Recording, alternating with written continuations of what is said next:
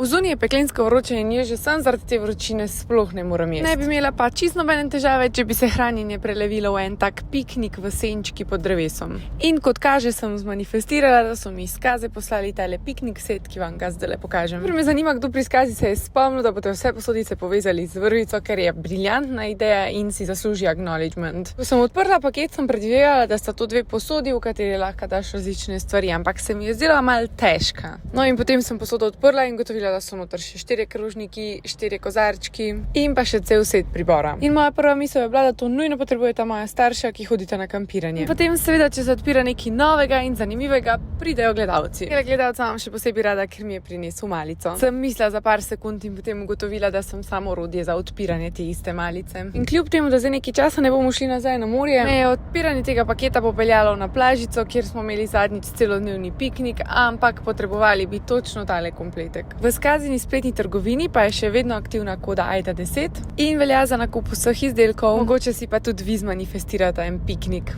Čau!